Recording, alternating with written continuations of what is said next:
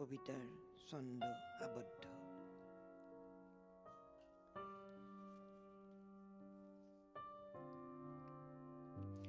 স্বাধীনতা এনেই শীৰ্ণ কলিজা, তাতে আকৌ উই পৰুৱাৰ বাহ। অহোৰাত্ৰ অকলশৰীয়া নৰীয়া গা। অহোৰাত্ৰ অকলশৰীয়া নৰীয়া গা। অথচ মই আছিলোঁ এদিন সন্তানৰ সুশীতল ছাঁ। মোৰ সন্তানহঁতে উশাহ সলাইছিল, জিৰণি লৈছিল, ভাগৰ পলুৱাইছিল। মোৰ সন্তানহঁতে উশাহ সলাইছিল, জিৰণি লৈছিল, ভাগৰ পলুৱাইছিল। আছিল তেতিয়া কেনে যে সেউজীয়া সজাৰৰ ৰিবৰিব্বা, সেউজীয়া সজালৰ ৰিবৰিব্বা। মই খেলিছিলোঁ বতাহত, জোনাকত, সন্তানৰ সুখৰ সৌৰভত, উৰুৱাই সুখৰ আচল। আলফুলে সপোনৰ দিঠকত, আলফুলে সপোনৰ দিঠকত, তেজৰ পোহৰত, জনতাৰ ৰুণুক জুনুক অন্তৰৰ তালত। নাজানিলো কেতিয়া কাটিলে তাল, কেতিয়া উন্মাদ হ'ল মানুহৰ মনৰ বতাহ। প্ৰশান্তিৰ পক্ষীজাকে জাক পাতি উৰি গ'ল দিগভ্ৰান্ত হৈ। স্তম্ভিত হ'লো মই, পৰি ৰ'লো সমুদ্ৰ তীৰত। স্তম্ভিত হ'লো মই, পৰি ৰ'লো সমুদ্ৰ তীৰত। মৃতপ্ৰায় শামুকৰ দৰে পুনৰ অৰ্থবহ সঞ্জীৱিত হোৱাৰ আশাৰে, প্ৰশান্তিৰ অযুত তৃষাৰে। উইপোক আঁতৰি যা,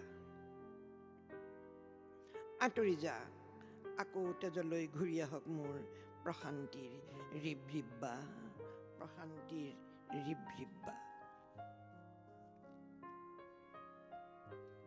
কবিতাৰ শিৰোনাম ৰঙীন আহিন। এইবেলি আহিন বৰ ৰঙীন। লাহি কহুৱাই বতাহতে হালি জালি আকাশক ক'লে। কহুৱাৰ কথা শুনি ওলাহতে নীলা আকাশখনে পুৱাতেই ৰঙাকৈ ফুট এটি ল'লে।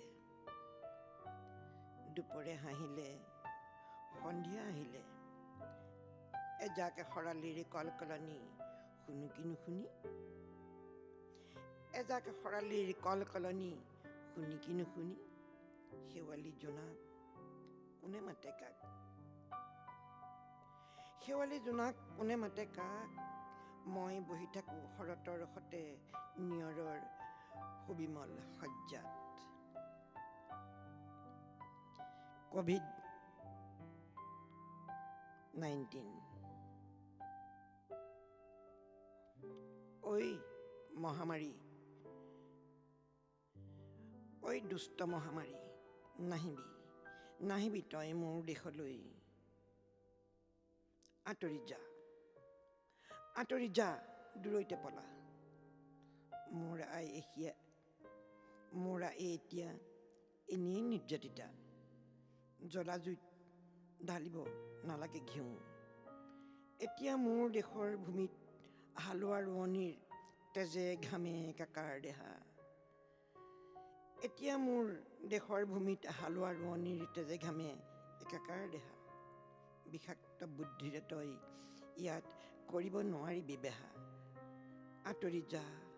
আঁতৰি যা, দূৰৈতে পলা।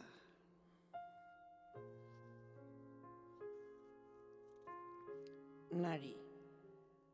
কবিতাৰ শিৰোনাম নাৰী। নাৰী এক আলোড়ন, নাৰী এক সন্তৰ্পণ, দয়া, ক্ষমা, ত্যাগৰ প্ৰতীক। নাৰী এক হৃদয়ৰ প্ৰতিশ্ৰুতি ৰাখিবলৈ দেশৰ সংহতি। নাৰী এক হৃদয়ৰ প্ৰতিশ্ৰুতি ৰাখিবলৈ দেশৰ সংহতি। বোমা। কবিতাৰ শিৰোনাম বোমা। কোনেও নোৱাৰে ক'ব ক'ত কেনেকৈ কেতিয়া বোমা বিস্ফোৰণ হ'ব। কোনেও নোৱাৰে ক'ব। আমি মাথো গৈ আছো এক তমসাচ্ছন্ন সুৰংগৰ মাজেদি। অযুত নক্ষত্ৰ কিম্বা এক শক্তিশালী সূৰ্যৰ পোহৰ বিচাৰি।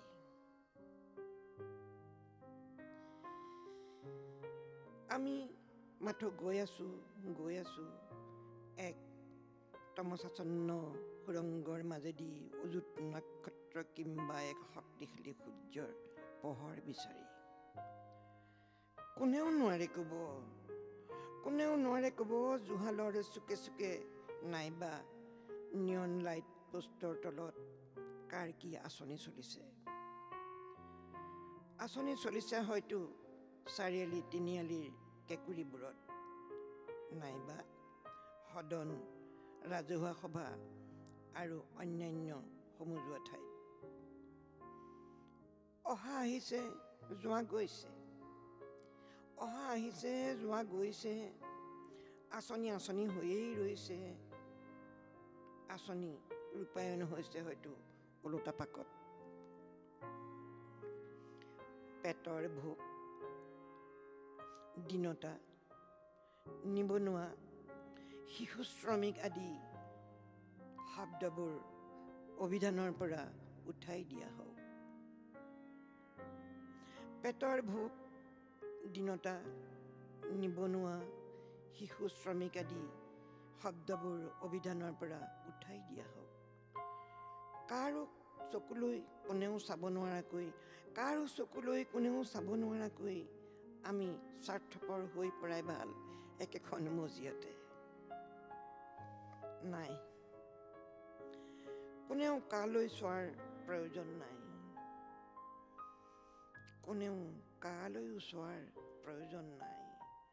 প্ৰয়োজন আছে, প্ৰয়োজন বহুত আছে। আহাৰ নিদ্ৰা আৰু সহবাসৰ মাত্ৰ। প্ৰয়োজন আছে, প্ৰয়োজন বহুত আছে। আহাৰ নিদ্ৰা আৰু সহবাসৰ মাত্ৰ। মানৱীয়তা নামৰ শব্দটোৰ কথাও কোনেও কেতিয়াও নভবাই ভাল।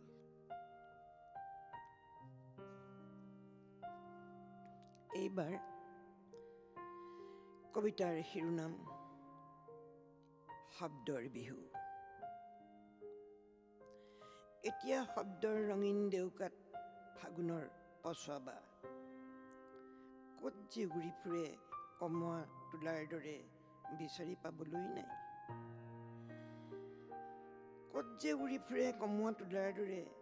শব্দবোৰ বিচাৰি পাবলৈ নাই। প্ৰেমৰ ৰাগীয়ে উতলা কৰিছে শব্দক।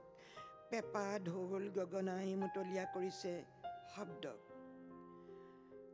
পিছে শব্দৰো এখন নিজস্ব অন্তৰ আছে। গা ৰাইজাই লাগি দিহিঙে দিপাঙে ঢাপলি মেলিলেও যি মাথো কবিতাত থুপ খাই বহাগৰ বতাৰত। গা ৰাইজাই লাগি দিহিঙে দিপাঙে ঢাপলি মেলিলেও যি মাথো কবিতাত থুপ খাই বহাগৰ বতৰত। পৃথিৱীৰ প্ৰেমত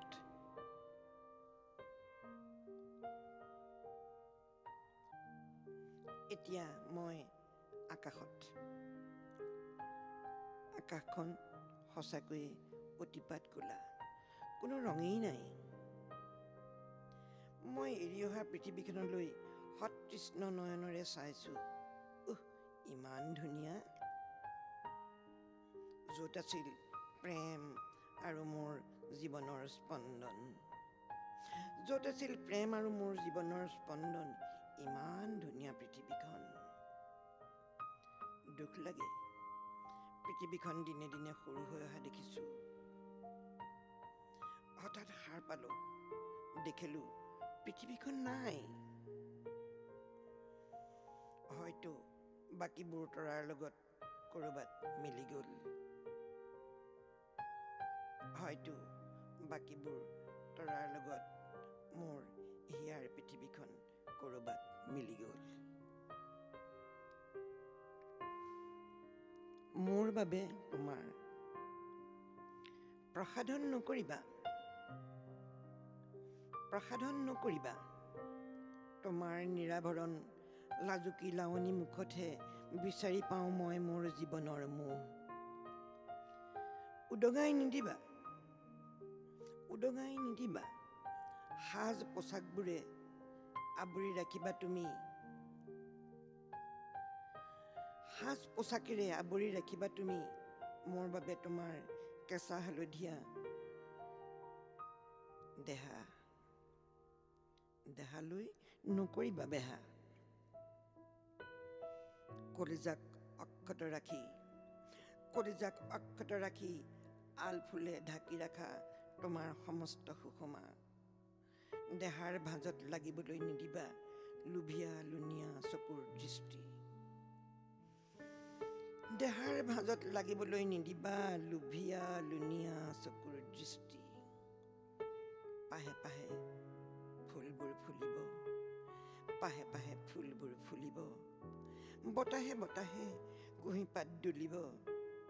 প্ৰকৃতিয়ে যেতিয়া সজাই তুলিব হৃদয়ৰ গহন বনানী, প্ৰকৃতিয়ে যেতিয়া সজাই তুলিব হৃদয়ৰ গহীন বনানী, তেতিয়া বুজিবা তুমি আবোৰৰ অৰ্থ, প্ৰেম আৰু প্ৰেমৰ সৌন্দৰ্য।